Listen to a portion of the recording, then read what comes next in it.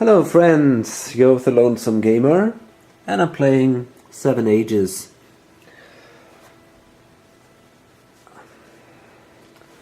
And finally we see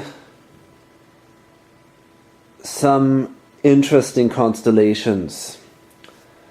For a long time during these dark ages, not too much was going on the board, especially in Europe. It was pretty boring there. The Romans ruled in Europe, no competition there, and that was pretty boring.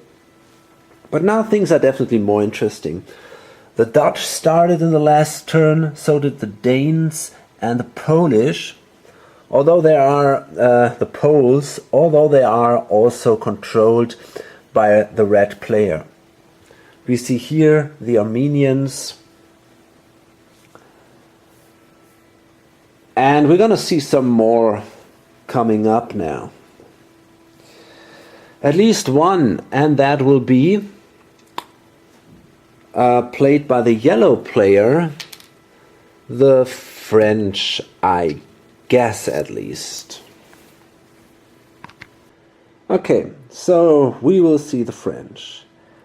And we have a setup of -3 that brings them here to the ships of the line.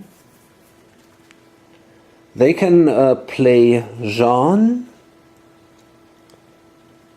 They start with 25 bucks, which is a lot. 1 free maneuver after setup. Treat forest as fertile while urbanizing.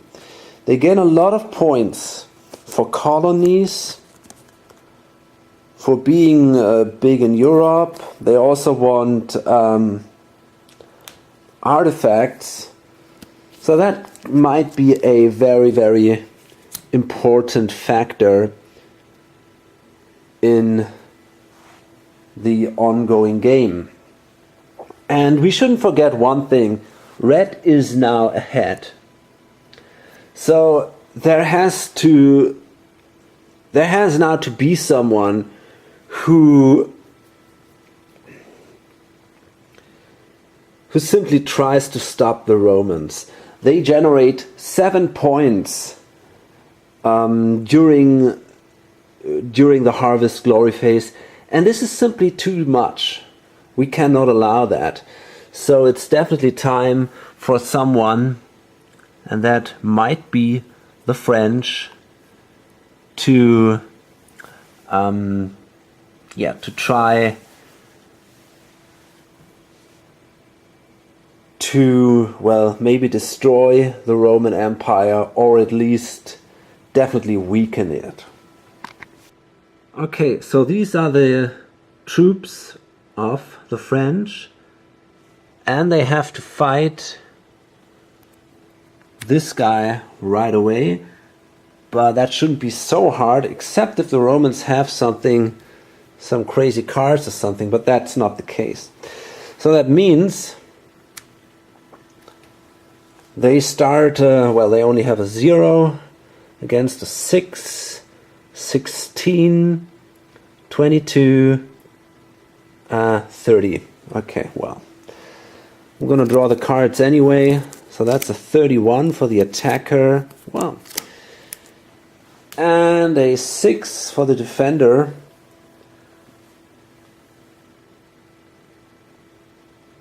But that's still enough difference to not lose any unit at all. And of course we have this +2 modifier,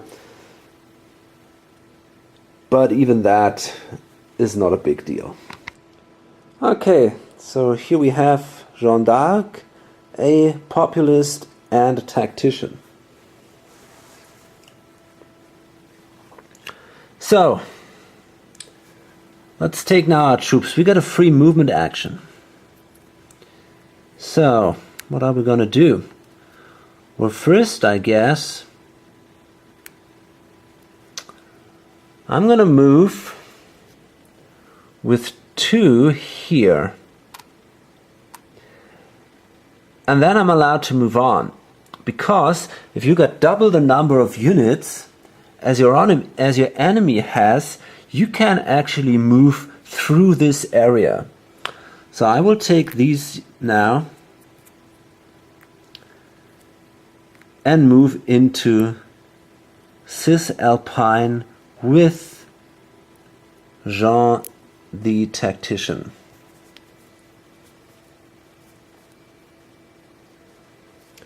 Right here to the direction of Rome.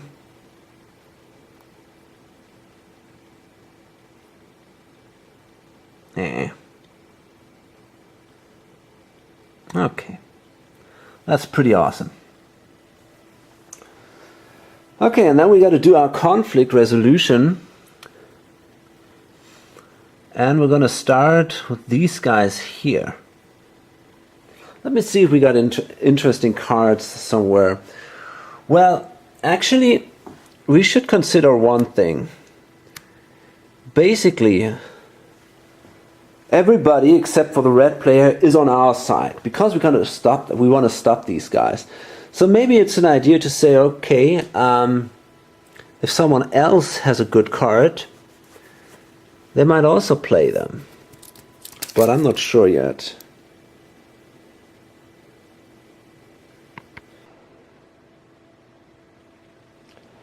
Okay, so in this case, what actually happens is that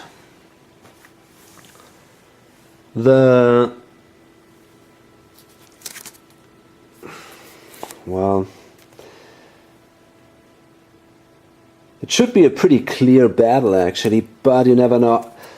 The player here, the green player, he plays that card, I Spy. Play during any conflict resolution. In every round of conflict, you may examine your opponent's conflict card before committing units. So that's obviously a card we cannot use if we use the house rules here, my conflict rules. But I got a special house rule for that. I can decide if the opponent has to draw a second card or not. Opponent draws first, the second card then counts. So what happens, the opponent will now draw his card, and that's a 4. So that would be overall a 6, and I already have a 6, so I'm happy with that card. I allow the opponent to keep this card, and then I will draw a card. That's only a 1, so that wasn't that great, but that's enough. That's a 7 then. And there is no... Oh, actually there is a defense modifier. I forgot to... Shit. I forgot there is this city there. That's city 1, and I only have a bowman. I have no catapult. So there is a defense modifier of 1. So it seems much like a tie actually. We got a 6. Yeah, that's a tie. Okay, that means we are all dead. City is... well, I think it stays here for now. And this area is left empty. But that's maybe the best result that the other players could hope for. Okay, and now we see this battle here.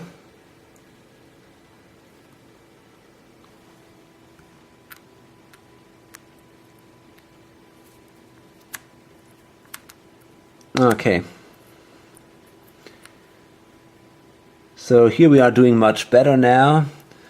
The city here doesn't count because we have catapults here, or 1 catapult, and that means that there's no defense modifier. So I got an attack value of 17, and the defender has an attack value of 2, and I can actually draw 2 cards as a tactician. So then I will draw the first card, and then I decide if I want to draw another one or not. Well, I will draw another one. Great, a 1, fantastic. Pretty unlucky here. So that means I got an 18. Rome has a 2. Well, that's also not that great. So that's a 5, so there is a difference of 13. That means I could have kept 7 units, so I don't lose any unit at all, which is good. The city is actually reduced to 1.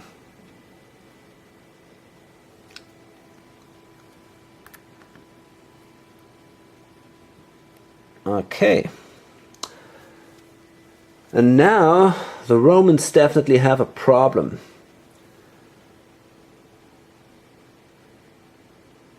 Because now French is right at their front door. But they might use these guys here, the Poles, to attack the French. We will see about this. I think it's not possible right now though, because there is a movement penalty for cavalry in forest.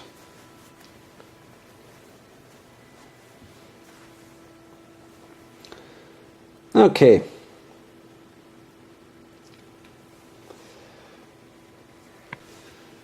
So that was a pretty tough start in this turn. And that was just the start empire phase. We now see the production phase. And let's see. First player is the green player, actually. The Vietnamese. They're going to do a production action. So, first of all, they want to be big in Asia, or at least number 3 or number 2 in Asia. That might be a realistic goal, but they also want to collect money, because if they were the richest in the world, that would give them a glory point. So let's see. Here they gain 5, and that's 7, 9, 11, 13, 14 for the city, and we got 1, 2, 3, 4, 5, 6 units, so they gain $8, which isn't that great. So they are at 9 right now. Well, that's definitely not enough to become the wealthiest empire. So they might simply spend that money to gain a few new units. Okay, so they will pay overall $7.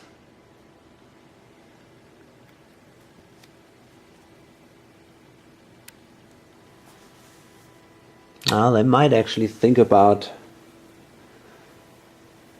buying another infantry. Yeah, why not? Okay, so then they're at the 0. And this infantry isn't so bad, because in only 2 turns they can do a modernize action and then gain this musketman here. So that's kind of cool.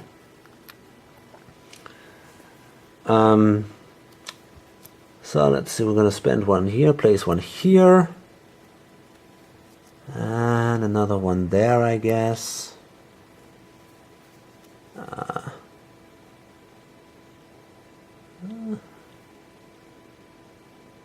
Cannon goes here and here. We can place the spear, and we're probably going to move down here try to get these islands here. There is no need for a conflict with the Satavahana, I guess.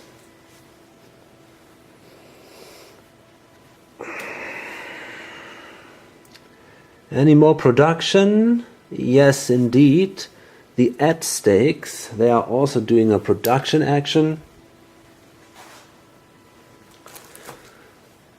So that gives them then, well, a lot of money actually.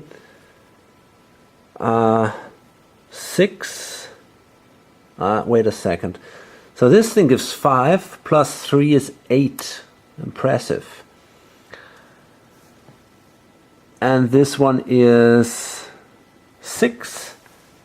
So that's overall 14 minus 3, that's 11. That's a lot of money.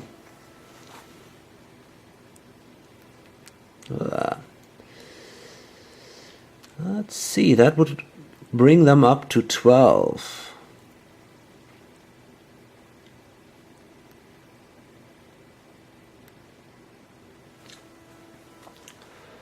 Okay, so what do we want to do? We want more cities, but we also want money. And right now, we are actually the wealthiest empire. So maybe we should simply keep the money, do nothing. We could do another production action maybe in the next turn and then buy a few more units. But for now it seems just fine.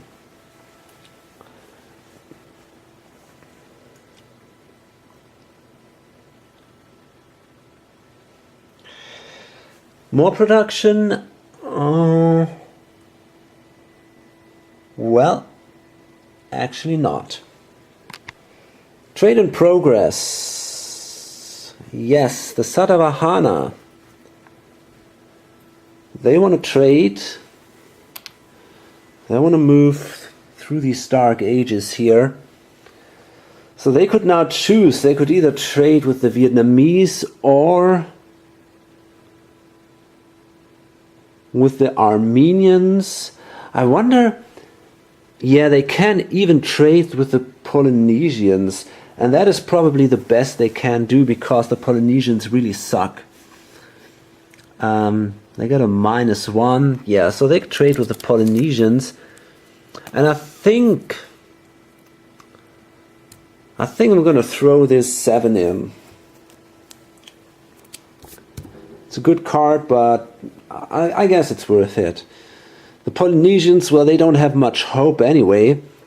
So they might also think about getting rid of this card here, which is pretty worthless.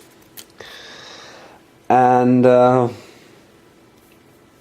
well, okay. Then let's draw the cards for the trade. For the Satavahana, oh, that's only a 1. So that's an 8. So there is even a tie now possible. But not like that.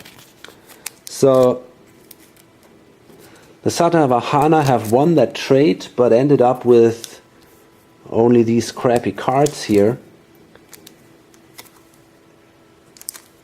And, well, these are the Polynesians now. So, and that allows them then to move 2 spaces ahead.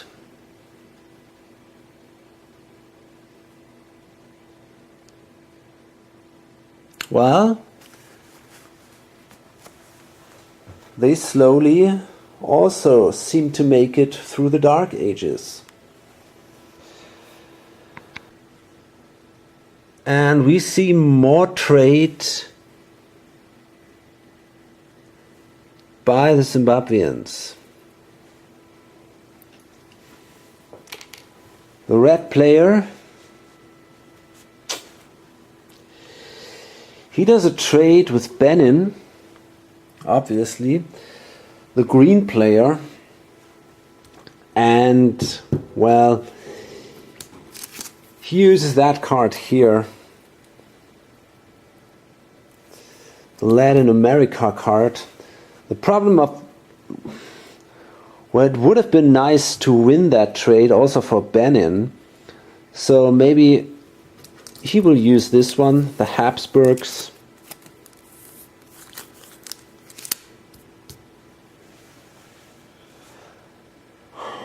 On the other hand, well, that's a tough decision.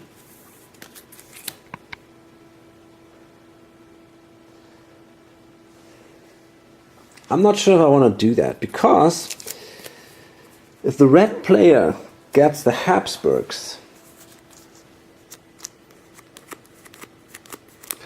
well, he might also think about playing them here in Austria.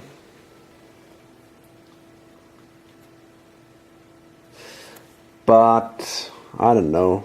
I don't know if that is such a great idea. At least not in this situation. Maybe if he throws away the Romans, but I don't know.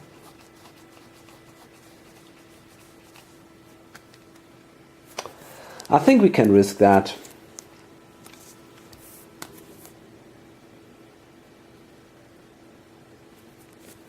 Yeah, why not? Let's do it. So Benin throws in a 4 and Zimbabwe a 6. Both have a -1 modifier. So let's see. Zimbabwe started the trade, so they draw first. Oh boy, that sucks. That's only a 1, so that's a 7. Benin, that is a 3 actually. So we have a tie here. And that's kind of bad luck for Benin, because in this case the Zimbabweans win this trade, or they don't win, but they can at least move 1 space ahead. Although that is not a big advantage for them, they would have moved this space ahead anyway. So, well, not a very useful action for both of them, but, well, whatever. Okay, no more trading in this turn. Maneuver actions. Yeah, Benin is going to do a maneuver action.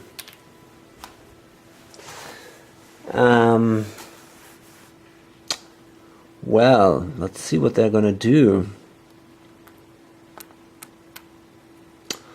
Well, they have a lot of interesting units here.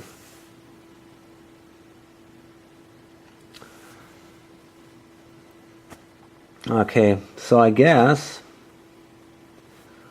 well, we have a lot of limits here because of the jungle and because of the mountains. So we cannot move too far actually, but I mean, I'm considering attacking the Zimbabweans. On the other hand, they are pretty big. They can easily build up an army. So I'm not sure this is such a great idea actually.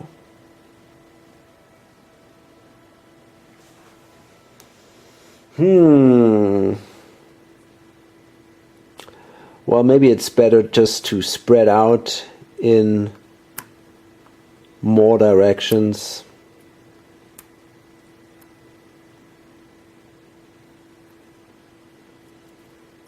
Okay, I think I'm going to go to Ghana with 1 guy.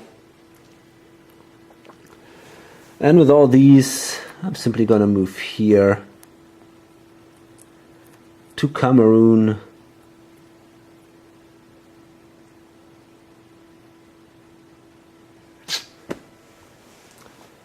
It's not such a great area to be. The Zimbabweans are definitely doing better with the control of South Africa here. We have a maneuver action by the Dutch. Oh, where is that? Ah, here we go. Okay. And now we're definitely going to see something interesting.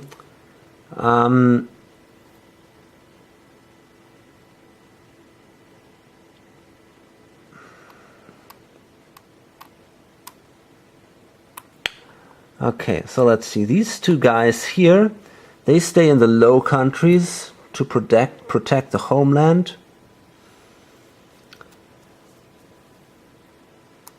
But these two ships of the line, they're gonna now transport these units to North America. We didn't do a transport action until now. Each ship can transport one unit,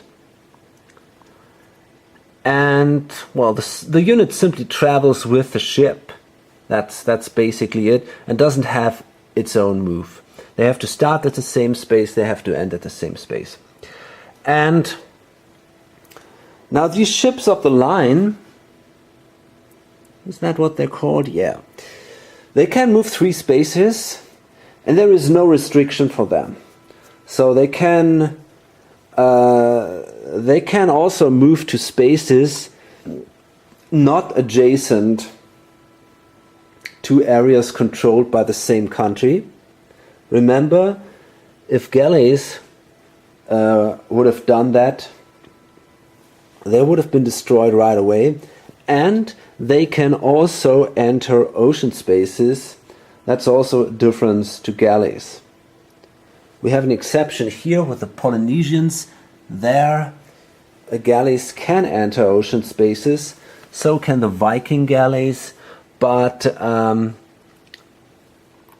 basically no others.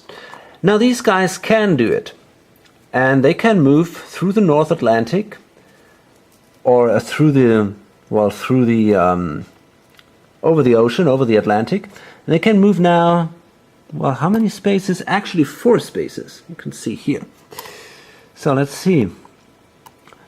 We're going to see one to the North Sea, another one Norwegian coast, Baffin Bay, Labrador. So one of them will move here, and the other one will move to, well, I think to Newfoundland.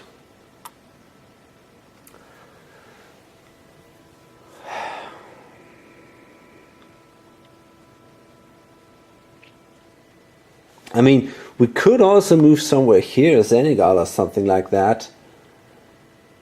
But I think we're doing fine over here. I think that's kind of a cool and impressive action. And I mean, this is something really special now. For the first time, someone has crossed the ocean. America was, well, basically discovered, you might say that, by the Dutch. And first colonies were founded.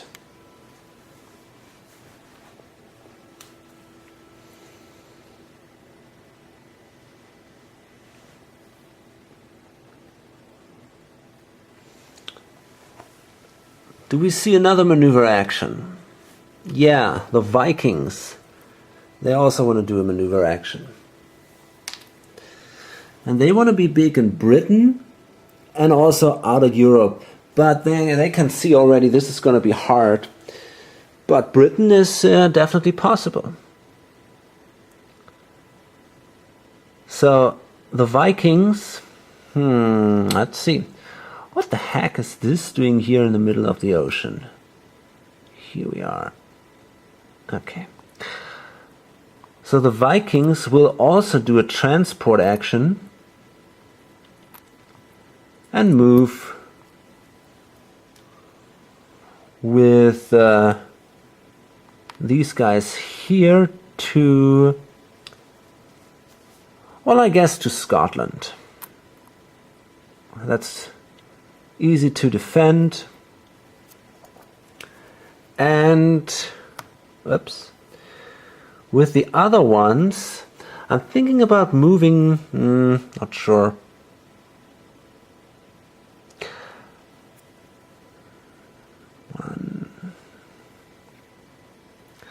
Okay, I could move into the North Sea, that's adjacent, but I cannot move to the Bay of Biscay simply because I don't control an area there.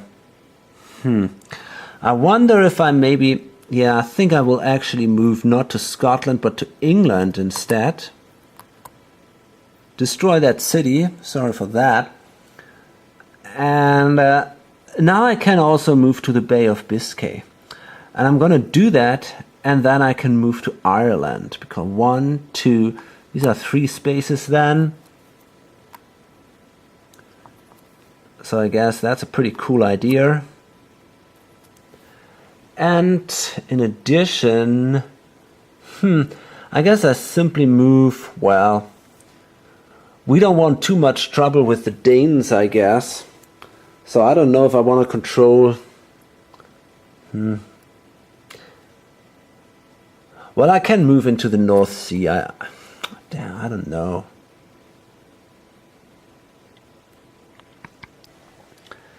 I mean, if the Danes come back, they can easily destroy our galleys with their ships of the line.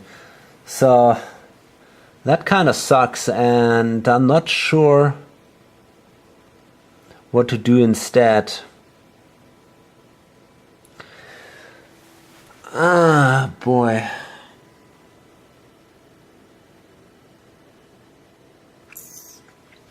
So...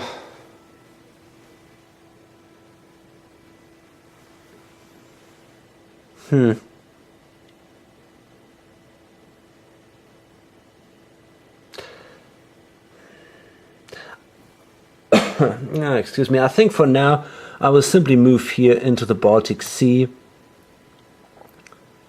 Yeah, and I'm happy there for now.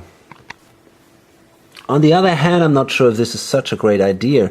Simply... damn it.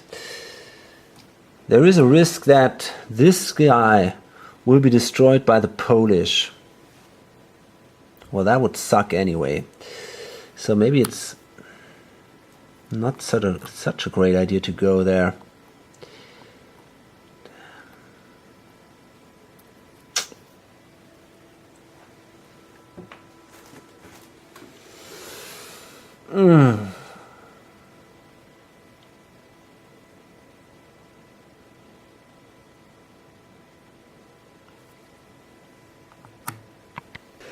Okay, I think what I'm going to do instead is I'm not going to move here to the Baltic Sea, because if this unit is destroyed and I don't control this anymore, then the ship is also destroyed right away.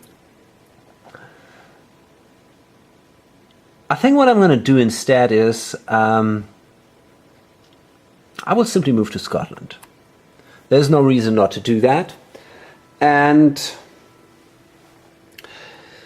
if they attack Denmark and destroy it, I'm in trouble anyway.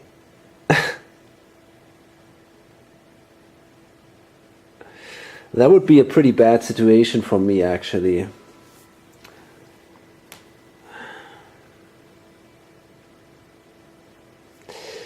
Yeah. Damn.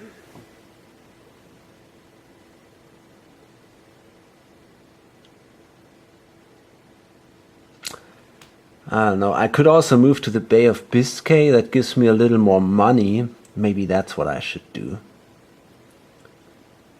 Okay, I'm gonna move down here. At least it's my goal to be big in the sea. So I'm gonna move down there. Okay, now we're gonna see more maneuver actions by the yellow player, the Japanese. And he had an interesting idea now, because the Huns are gone. And he wants to be number 1 if it comes to wheat. Here we are. That gives him a victory point. So what he does now is he uses his 2 ships and moves here to Hopei and to Shantung, and kind of colonizes here these fertile Chinese areas. Because now he's definitely number 1 if it comes to the wheat, ahead of the Satavahana, who controlled 2 wheat. So that was the maneuver action. And finally it's the red player. Well, he has to react somehow. And that is now a big question. The Poles, what are they gonna do? They have a strong army, that's for certain. Is there any way to help the Romans? I don't know. It's not gonna be easy. The problem is they cannot reach the French in Burgundy because there is this movement penalty here. First they had to attack their own troops here, and then they, that doesn't work. That's not a good idea, I guess. They could move here and attack the Denmark. That's possible. Maybe that's a good idea. I mean, that might bring the Danes more or less to the point where they can, they might actually think about discarding their empire right away. It's going to be a tough one if they lose their homeland. Maybe it's really time for the Romans to get discarded now. There is not so much they can do. And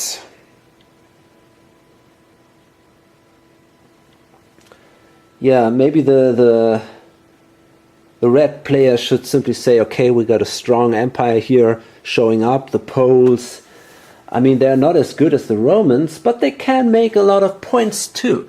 If they become big in Europe, a big Christian empire, they have a big cavalry. They have a lot of options here. So let's see. We have a cavalry cost of 2 through forest. So I guess what I'm going to do is, okay, let's see what we can do now. We have a lot of units here with these guys.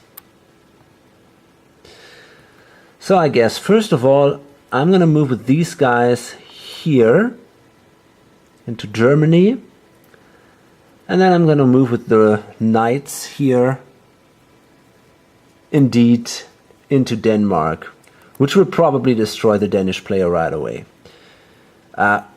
He might have thought so. Maybe it was a little too risky to really try that.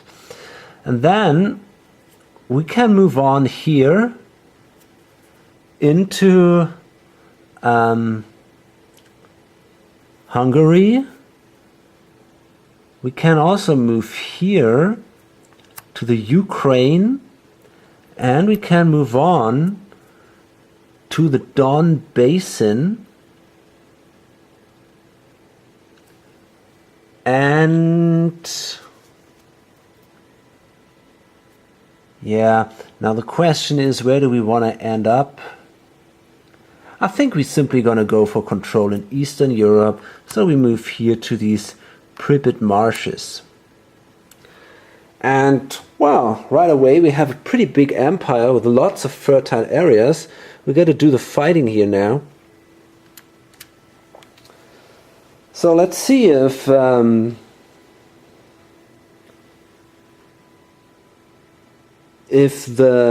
pink player has something that might help him against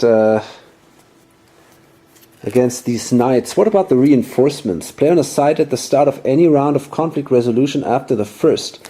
Well, in this game, in this my house rule, you can also play that in the first round. Each round it can move any of its units into the area of conflict from one adjacent area. To reinforce, the units must have been able to make the move during maneuver. So that doesn't help at all, because we're talking about adjacent areas here. Okay. So chances are bad. A 6 versus a 3. The attacker goes first. Well, that's a 9. So there is a chance, but not a big one. Is there a special modifier maybe for cavalry? Yes, I thought so. So that's a 10 then, because of the +1 to knight's frontline value. Okay, so no chance here for the Danish swordsman. And Denmark is now controlled by the Poles, and well, they are already pretty big.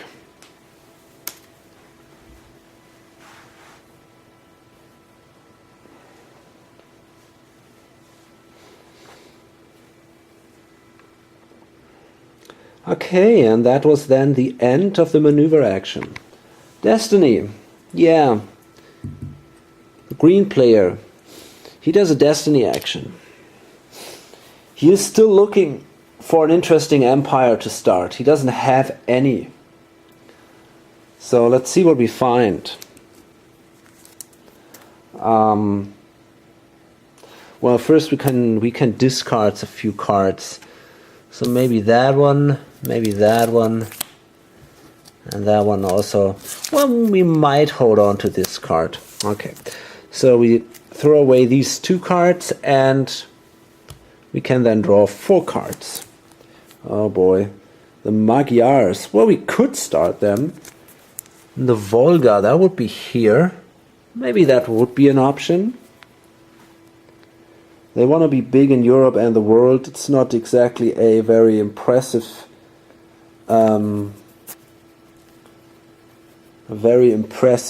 empire. Initial cavalry costs 3, which is good. 1 free maneuver after setup. Wow. So hey, maybe we can try that and throw back the Polish here a little bit. That is definitely an option. Let's see, 3 more cards. The Egyptians, well, no way for them to show up, but it's a good card for trading. The Russians, holy moly, I think this is definitely our next empire.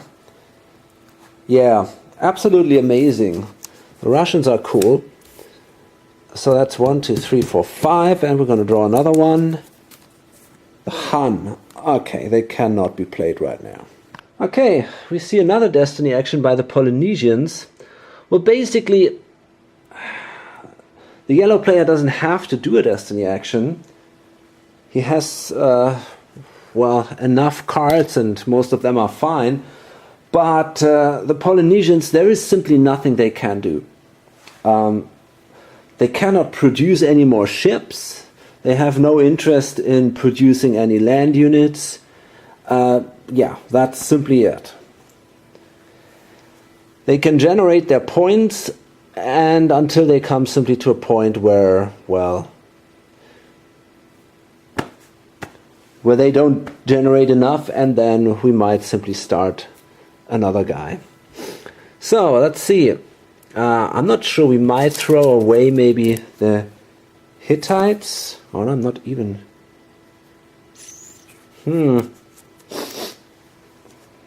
Yeah.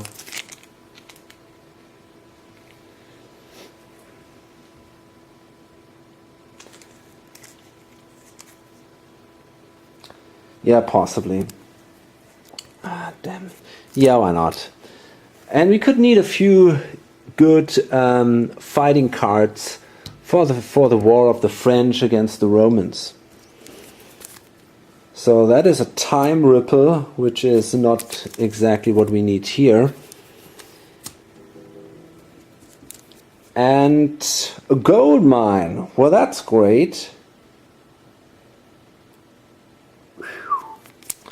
That can provide us with a lot of money.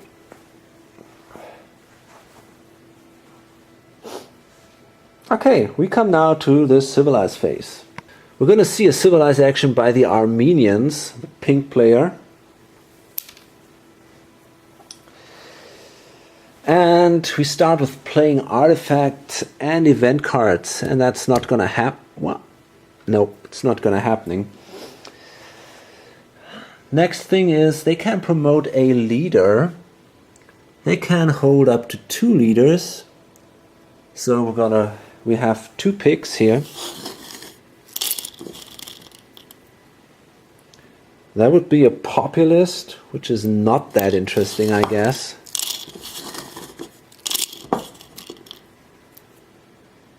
Well, that is an administrator. This is definitely better.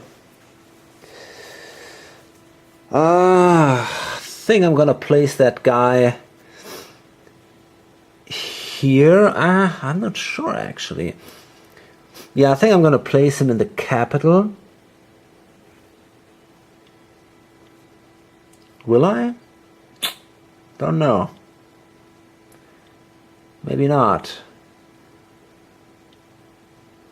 No, I don't think so actually. I think I'm going to place the administrator in Mesopotamia, which would allow me then from there to build a big army here and then move into this area or there, because I can place all my units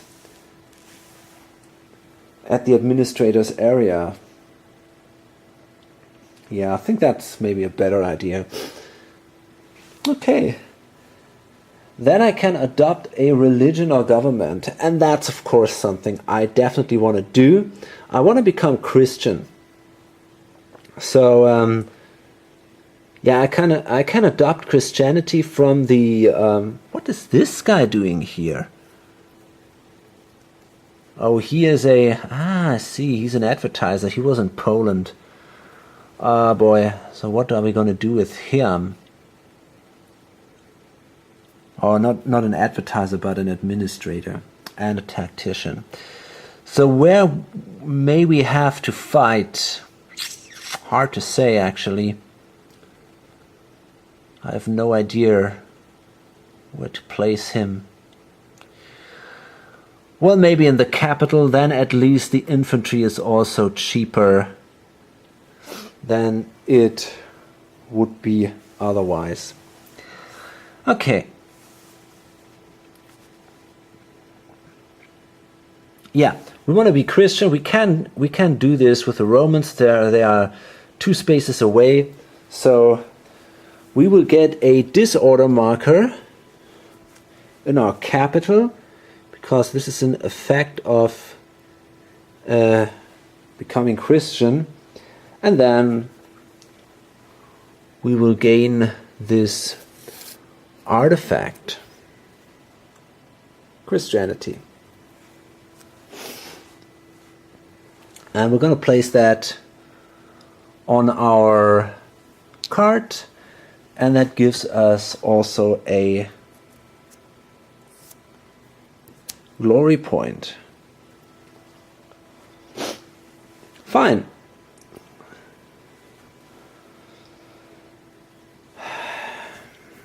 So that was the Civilized. Well, no, we're not. It's not over yet.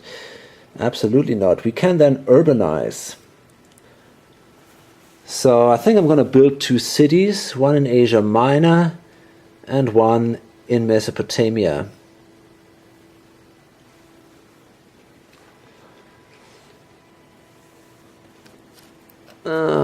Here we are. One goes here and the other one here.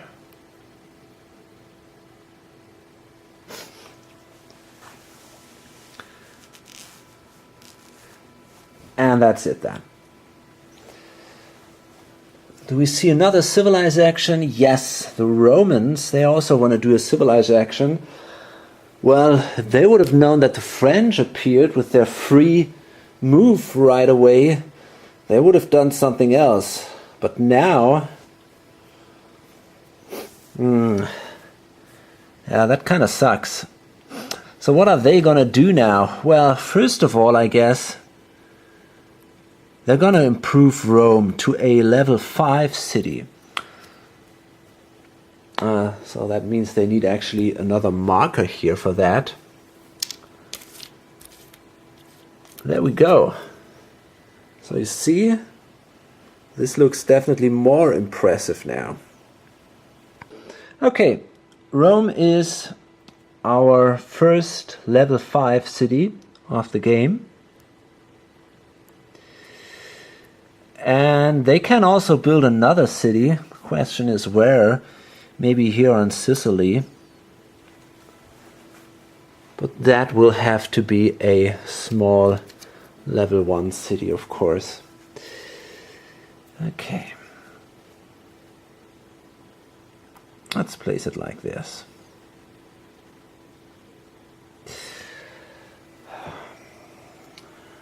Basically my plan was to improve also that city to a level 5 city, but yeah, that city is sacked by the French now. Okay, so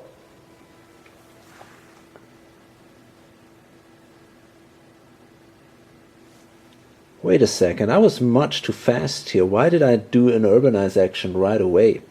First I can play artifact and event cards with the Romans. Sorry for that. Of course I'm going to do that. If they have something. Which is not the case. But we have that card here. But that doesn't work. You can only play that if you can run another empire. Okay. And they can promote a leader, which might be useful. So they can control up to what? Up to 4 leaders. Well, that is impressive. So they're definitely going to try to find, well, an administrator could actually save them. If they find an administrator and they're going to place them in Rome, yeah, they could do a production action in the next turn and they might be able to build up a pretty big army in Rome then.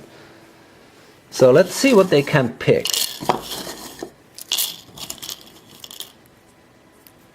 That is no leader. That was the first pick. Remember, they have 4 picks. That's their second leader. That's a strategist. That doesn't really help right now too. They still have a good chance to get an administrator. Oh boy, no leader. Things are looking bad now. Oops, sorry for that. And there we are. No, that's a philosopher. Well, that doesn't help at all. Okay, so they're gonna place her somewhere, I guess, maybe, I don't know, maybe somewhere here. There she's not that much in danger as if we would place her in Rome. And we have that artist still here in Rome, actually. That was also a Roman leader. Yeah, that wasn't great. So things are looking, well, not too well. On the other hand, I forgot one thing. They still can place a lot of units in Rome because there is this level 5 city here. So that means they can place up to 5 units in Rome. They are not as cheap as they would have been with an administrator, but hey, still not too bad. Okay, so they have already a religion or government. And because they have democracy, what they can do is they can actually in the next turn produce their units for half the cost. I have forgotten that. And I really have to keep that in mind. This is really important. Because if you attack an empire with democracy, then in the next turn it can do this can produce units for half the cost. So I think there is still a good chance for the Romans to survive that.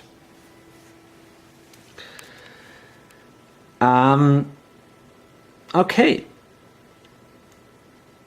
They might then modernize their units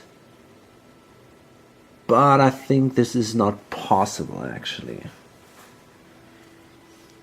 I don't think they have any units that can be modernized. Nope, actually not.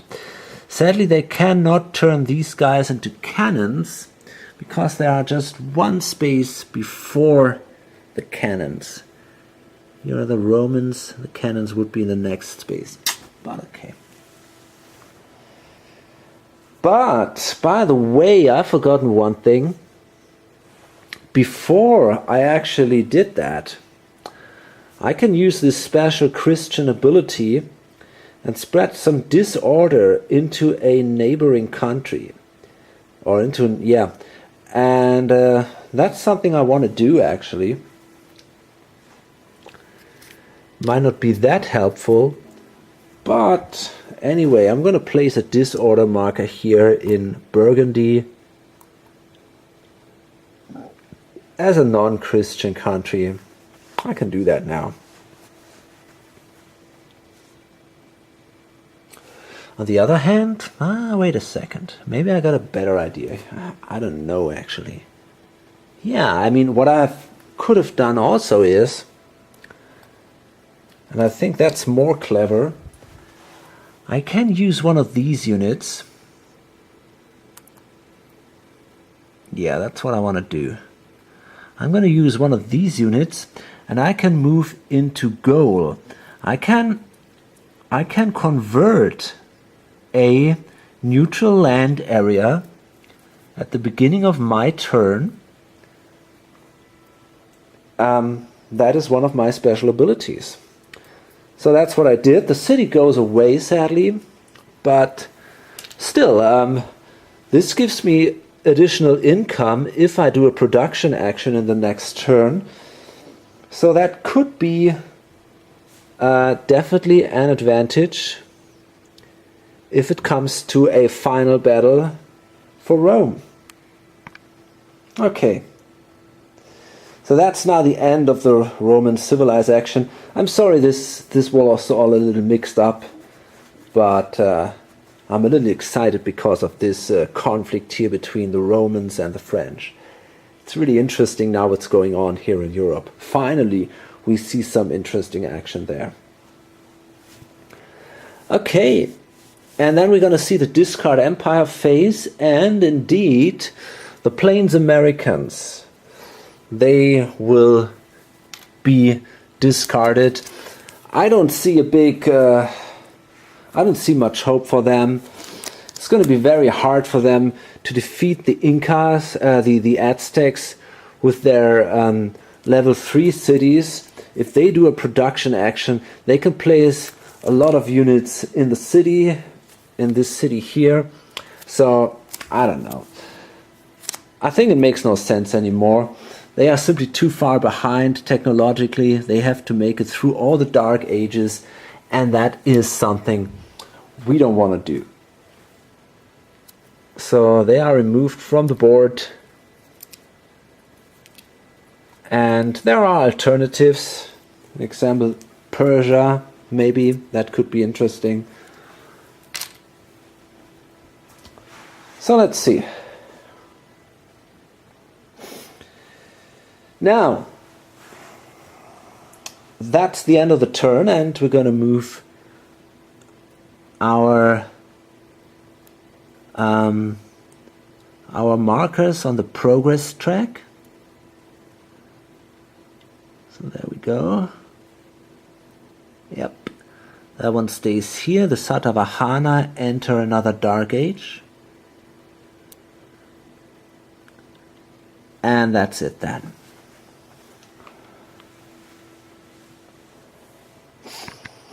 So we come to the glory phase, and it's going to be interesting now.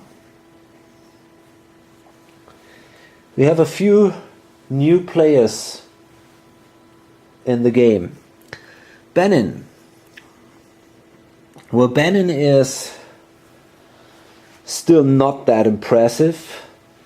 Only 1 point for the homeland, for the green player. The Satavahana, yeah, I mean, they are still biggest in the world. and biggest in India. So 4 points, but they are still in a dark age, maybe the last time, so only 2 points for them here. Again, the green player is in quite some trouble. We see now the gray player, number 2 here on the leaderboard. The Dutch. Okay. The Dutch gain 1 point for their homeland, 2 points for having the most colonies. What about the money? Nothing. Okay, well, 3 points for the Dutch. But that's not so bad. That's at least a start. And the Vietnamese, 1 point for their homeland. 1 point for being number 1 in Southeast Asia. What about Asia itself? Okay, obviously the Satavahana are bigger. They control 5 areas. We had that the last time already. Now the Armenians only control 4 areas because of their disorder marker here. Japanese, they control now 1, 2, 3, also 5 areas. And the Polynesians control 5 areas too.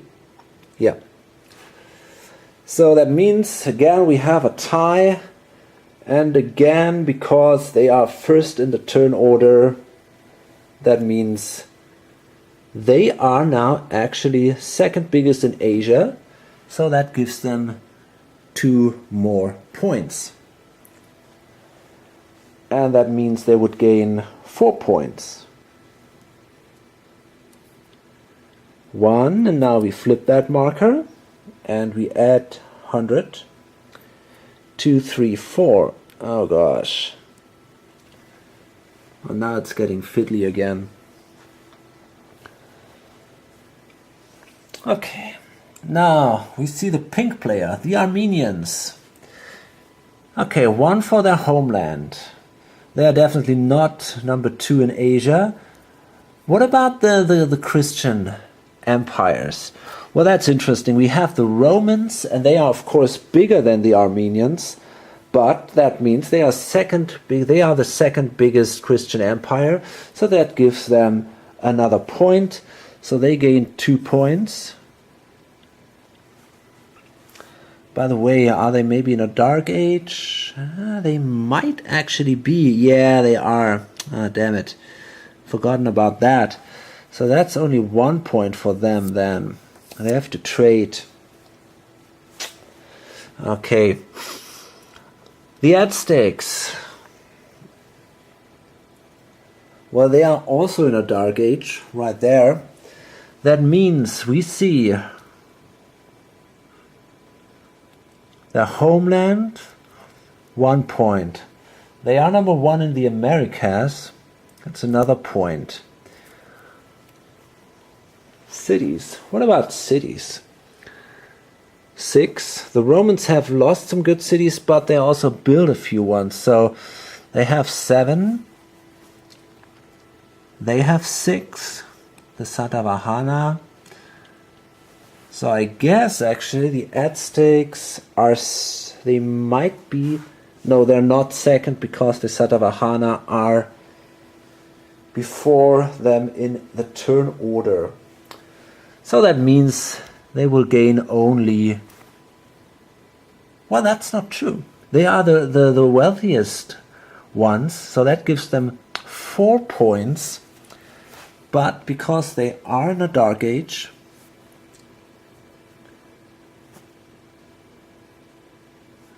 wait a second, where are they? Ah, they're here, I see. So that brings them 2 points then. So we definitely have to do some trading in the next turn with the Armenians and the Aztecs. Ah, that sucks. The Vikings, well, they suck. Okay, that's 1 point is lost because of their homeland. And, well, Okay, basically no points for the Vikings here. We might actually think about discarding them right away. The yellow player, well, he's really behind, but maybe he can now close up a little bit with the Japanese, but only top 2 points for them. But there is definitely potential. The Polynesians were same thing as before. 3 points for them for being the biggest seafaring nation and for having the biggest fleet. But sadly being in a dark age. The French control their home area. And this is it. So overall, a little success. Well, actually they catched up quite a bit to the green player. But still not too impressive here. And finally we see the red player. So what is it now with the Romans? Let's see, they control their home area. In Europe, they control 1, 2, 3, 4, 5, 6, 7 areas in Europe. While the Polish control also 7. Okay, so that means now, because they are both controlled by the same player, he can decide, and it doesn't really matter, I guess. So let's say the Romans are still number 1. We want to be really glorious here. So it's still 4 points for the Romans. And then, because they have an artist, but they've lost... did they lose something? I'm not sure. I don't think so, actually. The Great Wall is still standing. So they control 4 artifacts. These are doubled. And here are the other 2 artifacts. And that artist adds 1 here. So they gain, again, 7 points, which is extremely impressive. 1, 2, 3, 4, 5, 6, 7. So they are still ahead, they are still the most glorious in the world, even though their empire has shrinked a little bit here. And the Zimbabweans, well, they're also doing fine. Number 1 in Africa still, so that's 2 points for the Zimbabweans. And the Poles, they're also doing good. 1 point for their home area. And they are definitely number 2 in Europe. So that gives them another point. And finally, they will gain a point for having the biggest cavalry. Pretty sure about that, actually. But I'm going to count again. Yeah, no doubt here. So that means... the Poles will also gain 3 points. Well, and that means that the red player, he's really rocking now, you know. He's really doing extremely well. If we don't find a way to destroy the Roman Empire somehow, and I don't see that right now, I think it will be very, very hard to slow him down. So we got to really work together to slow that player down. He's now completely ruling in Europe with this combination of the Romans and the Poles. This is just impressive. Okay, so here we go. That is the end of that turn. And it was a great turn. And, well, hope to see you in the next one. And maybe on lonesomegamer.com. Until then, bye.